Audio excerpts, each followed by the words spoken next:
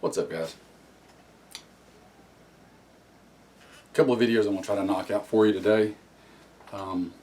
Unfortunately, most of them will probably be inside for a couple of reasons. Number one, it's already not even noontime, and it's like 102 in the shade, not counting the heat index, and the humidity is about 90-something%, so it's basically like a sauna outside, and I just don't feel like sitting outside and melting for the most part.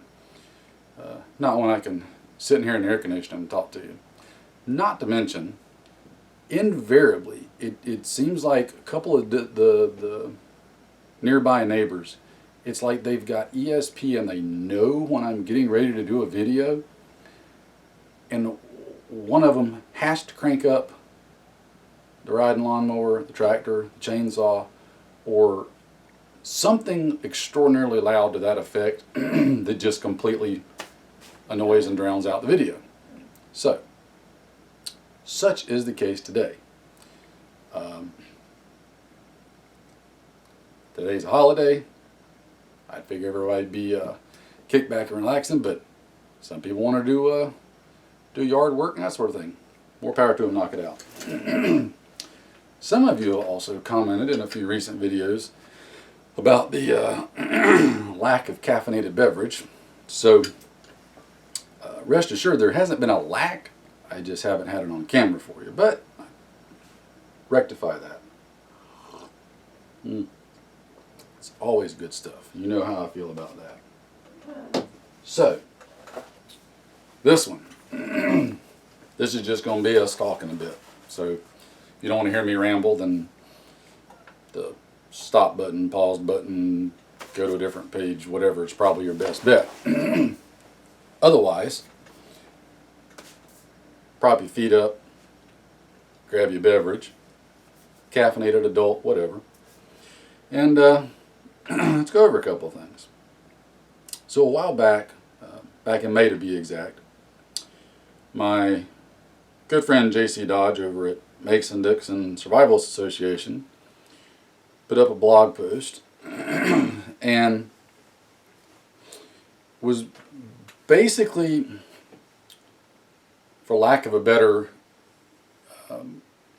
description, he was conversing with some folks on another website, and they were discussing things, and the topic was, okay, so what do we do? What can we do? What should we do as far as getting started, getting going into the preparedness, survival mindset, whatever. Because there was a lot of banter back and forth about different things. You can go read all that if you want to. I will have a link to his blog post down in the description. If you want to read the whole thing, you can just click link. I'm just going to touch on the highlights here and offer you some of my thoughts in addition to. So it's basically 5 points that he made. The first one is start doing PT to the level that you were initially capable and constantly seek to improve on it. That sounds vaguely familiar. Oh, that's right. It's because I just did a video talking about that.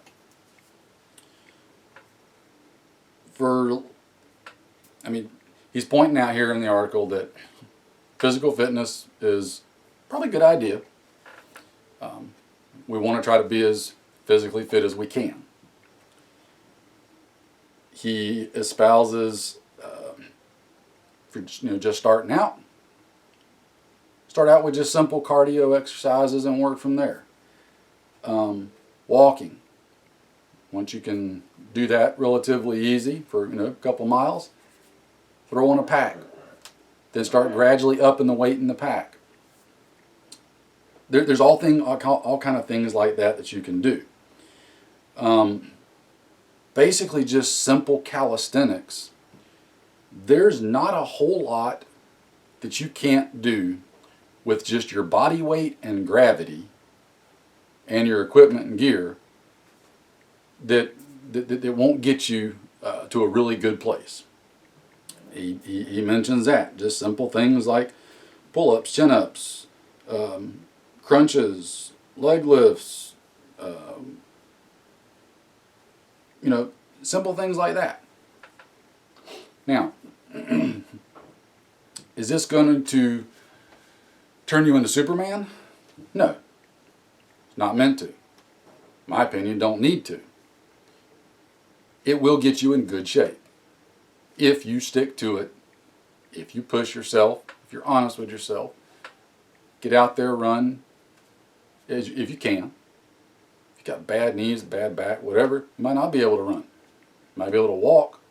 You might be able to walk 2 or 3 miles with some weight on at a pretty fast, pace. Okay, that's great. Knock it out. Do it. It's good for you. There's no negative to it as long as you're not injuring yourself, right? But doing simple things like that with your own body weight, gravity, your gear, etc., it's not going to turn you into Superman, but it's not intended to, doesn't need to.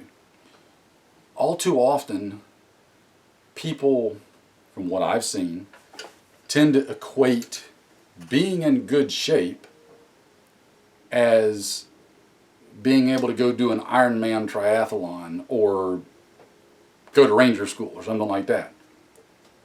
People that are doing those kind of events are far beyond good shape, okay?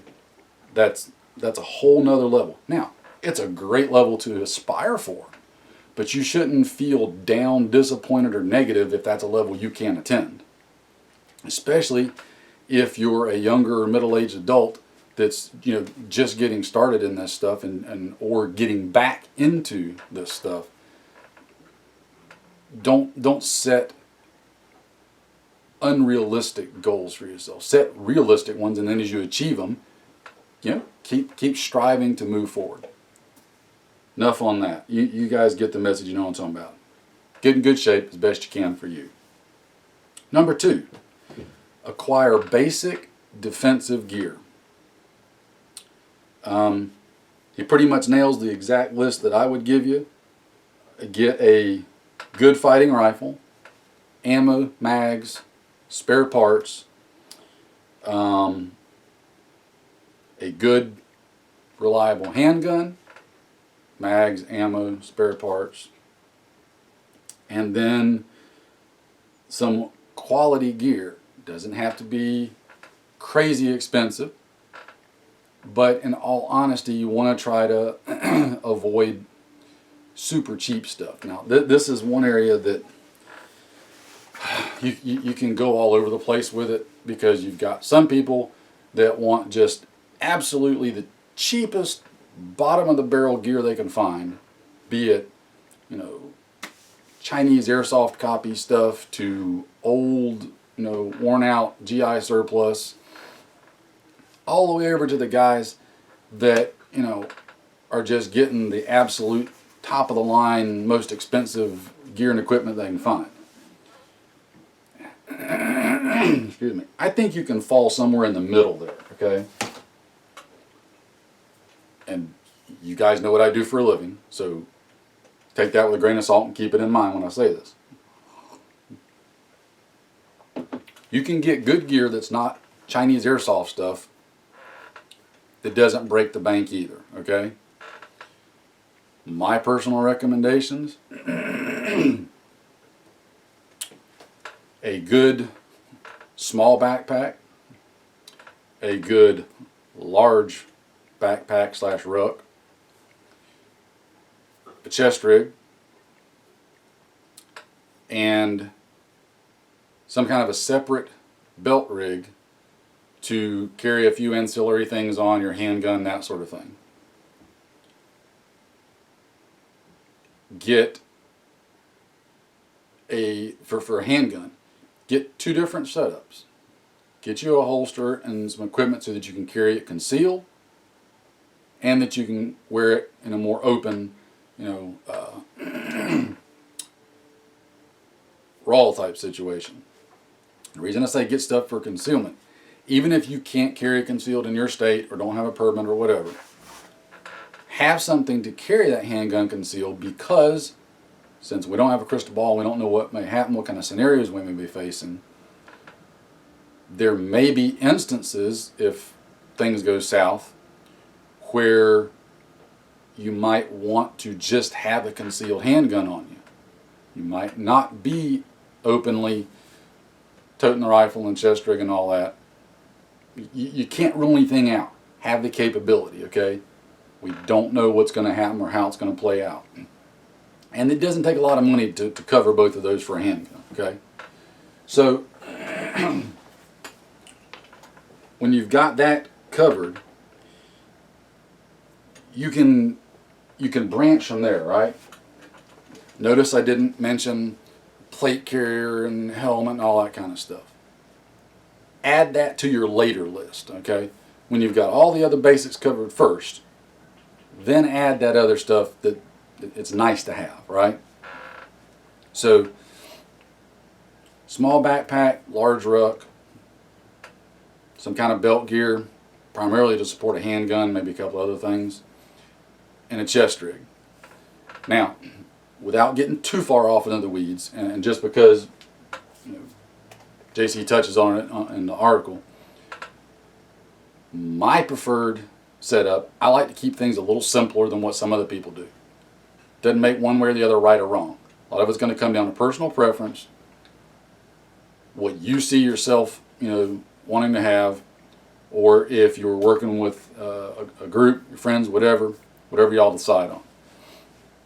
I like a simple chest rig that's going to carry anywhere from 4 to 6 mags, usually no more than that. Not that I don't carry more magazines on me, just not in my chest rig. Extra magazines will be carried in that little backpack we talked about, right? I like a GP pouch for a couple little items and a bleeder pouch. That's it. That's all I really want on my chest rig.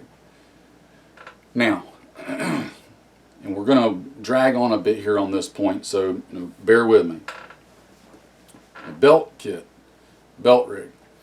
It's primarily going to be for carrying a handgun on, maybe a couple extra handgun magazines, maybe a knife, maybe another GP pouch, maybe a first aid kit.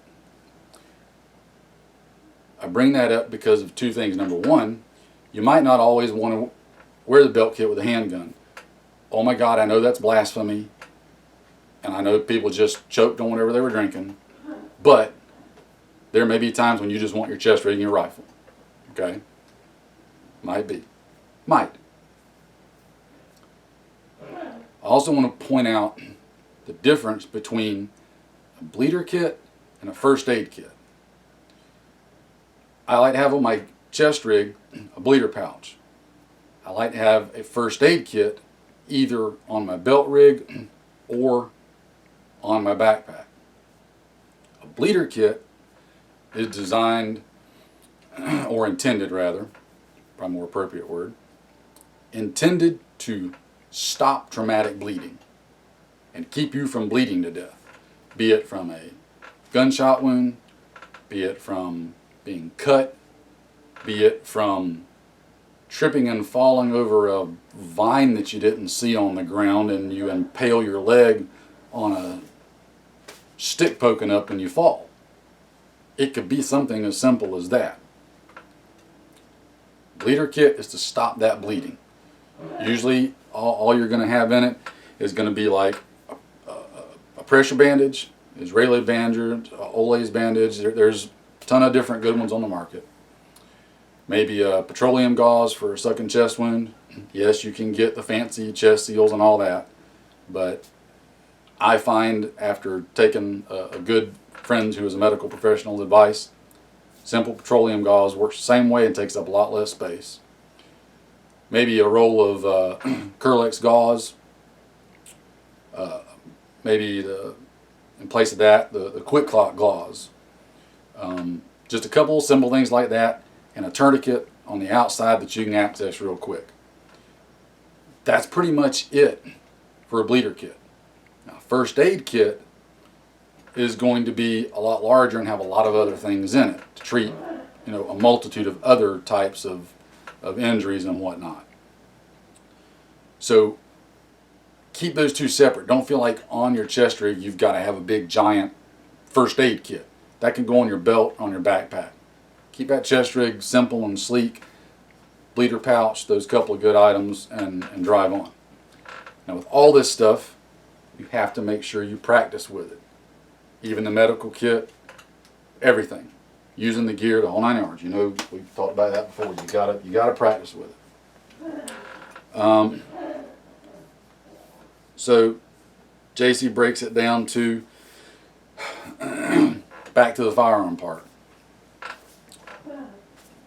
Guys, at this point, arguing over what's better is pointless, okay? Figure out what works best for you and roll with it. There are plenty of good ARs on the market, AKs, FALs, M1As, you name it, okay? I would advise sticking with a common caliber, 5.56/223, 7.62 by 3.9, 308. Those would probably be my top three. I would add 5.45 by 3.9 in there, but that's kind of going to be a secondary just because of it's not as common as the others. And like for example, an AK is 7.62 by 3.9. The ammo's not as common. The mags aren't as common. Doesn't say not there, just not to the same level.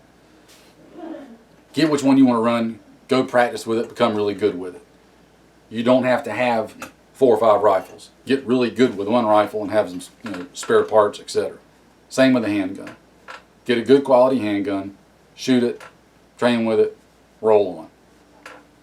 Keep it simple. I mean, don't get wrapped around the axle on what's better and all this other craziness. Okay, we've waffled on this one for long enough. I think y'all get the point.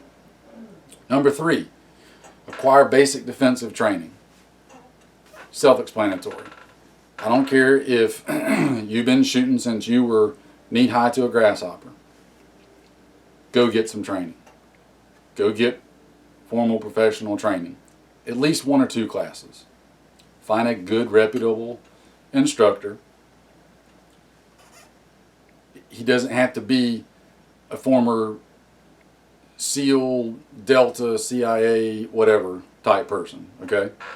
There's a lot of good people out there that can teach you good stuff that weren't, from an alphabet unit. Not that those guys don't teach good stuff. I'm just saying you can get some good basic, keyword there, basic defensive training from a lot of different places. I would focus on a good handgun class, a good carbine class, and then start getting into some tactics classes. Now, this is where a lot of people, when it comes to training, kind of can get off in the weeds. A good handgun class is not going to be about tactics and such. It's going to be about learning to handle your weapon efficiently, safely, etc. It's going to be about drawing, aligning the sights, pressing the trigger, hitting the target, reloading it, clearing malfunctions, all those kind of manipulations that you need to develop an autonomic response for. Some people call it muscle memory. That's fine. I'm not going to, again, get into semantics. The more literal, accurate term, if you want to be, is autonomic response, where you're programming your brain to do things so that you can do them on a subconscious level instead of a conscious level. Same with the carbine. Get a good class that focuses on those fundamentals. Reloading the gun, clearing malfunctions, safely handling it, sight alignment, trigger pull, hitting the target. Okay? Then you can start branching into the tactics side. Okay? Got that stuff down. How do I actually employ it? How do I move with it? How do I work around other people with it? My advice is start out focusing on working as a 2-man team. That's probably going to serve you far better than working as a 12-man squad or platoon, because I'd say the chances are pretty high that the vast majority of us, if things ever go that bad, we will be doing luckily good to have one other person with us that we can work with. It might just be your spouse. It might be a close family member. It might be an older child. It might be, a close friend, whatever.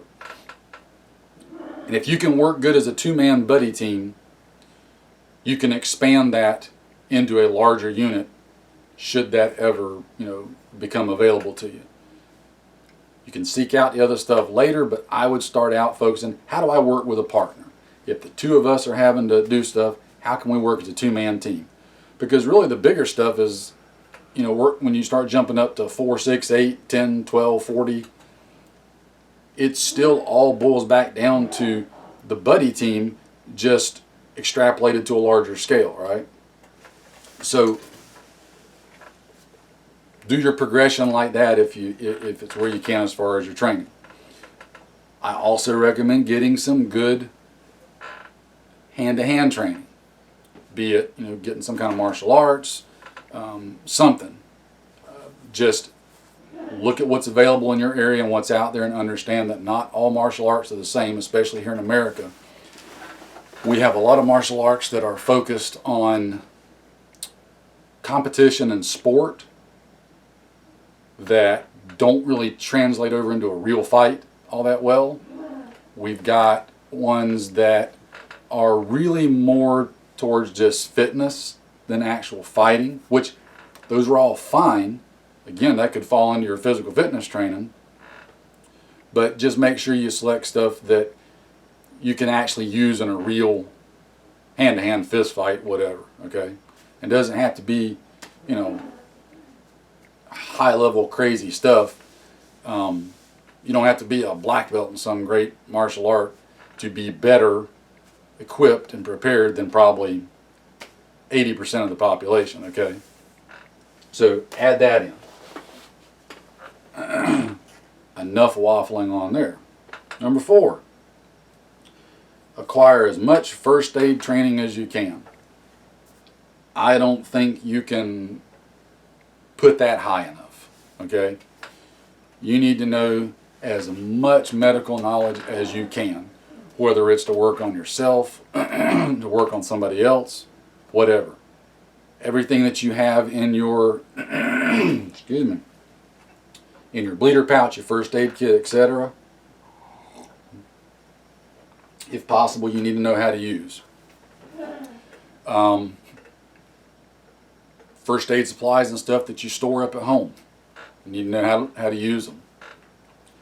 Check your community colleges. A lot of them will have first responder courses. I did one of those years back, and actually got certified as a first responder. Go take a CPR class. Stay up on that. Anybody that you can find to go take medical training from, there's lots of good places. I don't know that I'll mention, I don't like giving recommendations for things that I haven't tried firsthand and I don't know about, but I'll just mention these. You can determine for yourself. I know of 2 people on YouTube that from what I've seen, have do good stuff. Go check out Skinny Medic's channel and Patriot Nurse. I know Patriot Nurse goes around the country doing classes every year. Get your medical knowledge as broad as you can. You're not trying to become a doctor. You're not trying to become, a paramedic or something like that. You just need to have as much good, solid, basic medical knowledge as you can get. That can't be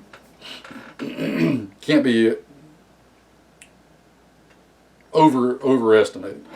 If you want to take that even further, like JC says, heck, go take an EMT course and become certified as an EMT.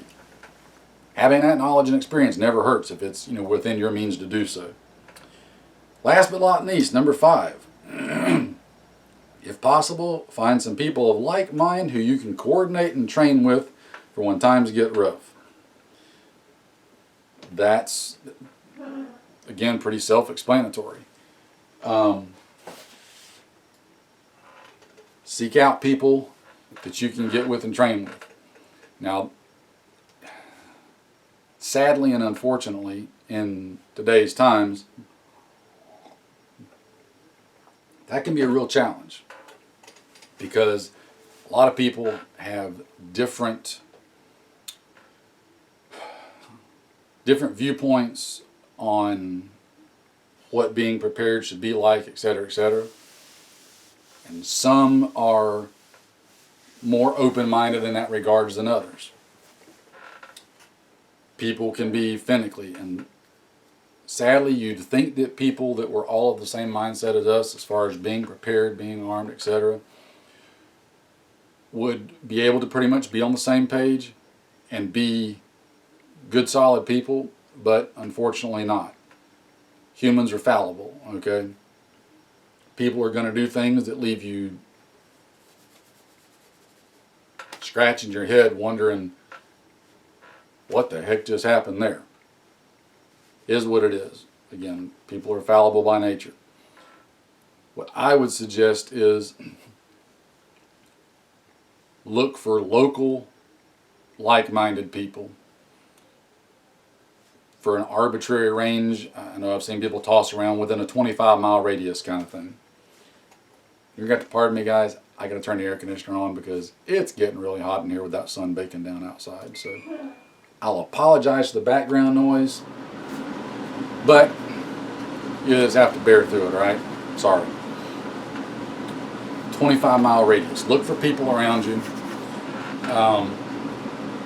Be selective, though. Don't just go out there broadcasting to everybody in the world. You know, find people that say or demonstrate the same kind of thoughts and ideas and stuff that you have, and then, you know, approach them and go from there.